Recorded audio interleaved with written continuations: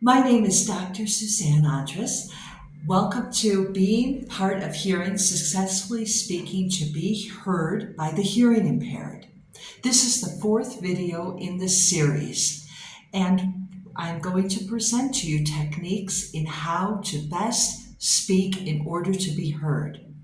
I want to add that this video series is sponsored by the Robert Bosch Alumni Foundation and the Ageism Group in commemoration of the UN holiday on October 1st, Day of the Older Person. This is a holiday to combat ageism, and this video is working to educate people in how they can best speak to reach hearing impaired people, many of whom are older people, but not all. So, in this video, I'm going to present 8 tips to you. The first tip is to face your communication partner. Be sure that you are looking at them, face them, turn your body towards them. And be sure then that you have their attention. Are they registered on your face? Are their eyes on you? The second tip is to check the noise level of the room. Are there phones with music? Is the television on? Is the window open? And then ask your communication partner if it's too noisy of a location to speak in. Our third tip is eye contact. Look your partner in the eye and maintain eye contact. Why? Eye contact is an essential vehicle for communication. We sense many things from looking in each other's eyes. And our fourth point is not to cover your mouth. Don't have things in your mouth. Don't be eating. Have this communication vehicle clear so people can read your mouth. About 33% of communication comes through lip reading by hearing impaired people. And also we can read somebody's emotions through the way that their mouth responds and looking at their whole face. Our fifth tip is to enunciate.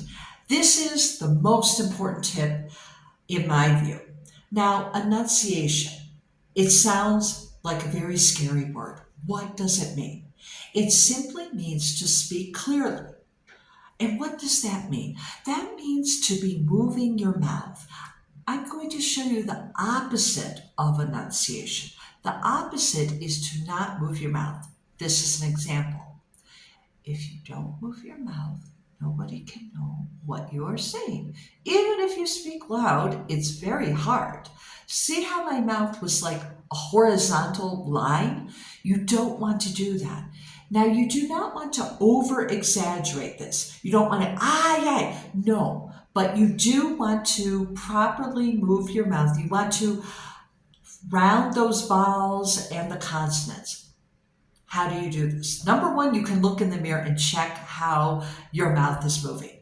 The second is a tip that you can take a pen or pencil and put it behind your front of your teeth and say the alphabet and then say a sentence. We're going to say the first 3 letters of the alphabet together. So try it with me. Grab a pen or pencil. Okay? Behind your teeth. A, B, C, D, E, F, G. Now, you remember how your mouth felt. Say it now without the pen or pencil in your mouth. A, B, C, D, E, F, G. So try that and check in a mirror. It will help you very much. Our next tip is about volume. You want to speak in an adequate volume, but you don't want to be shouting. Why?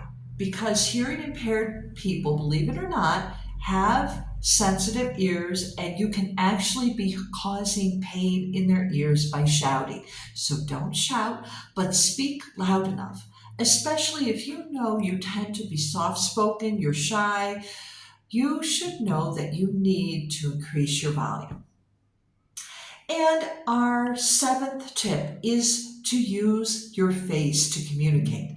Use facial expressions. If you want or need to emphasize something, show it on your face. Wide eyes, no, right? We can use our face, our eyes, our eyebrows, and be sure to do that. The last point is to check that your communication partner has heard you. And this doesn't mean saying, did you understand? Did you hear? What this means is a comprehension or understanding check. And you do this by asking questions. So, for example, if you just taught somebody how to plant a tulip bulb and you gave them, let's say, 3 steps, you want them to say, well, what is the first step, please? Right? Instead of just saying, did you understand? You can follow up with some writing on a paper or showing with diagrams, but I urge you please to do the comprehension check. It can be very easy for somebody who's hearing impaired to say, yes, I understood.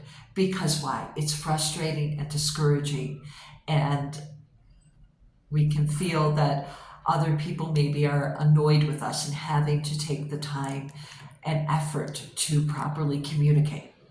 Thank you for tuning in. If you didn't get to see the other 3 videos in this series, I invite you to listen to the interviews with people who are hearing impaired to gain information on their experiences and the other tips on communicating. Thank you.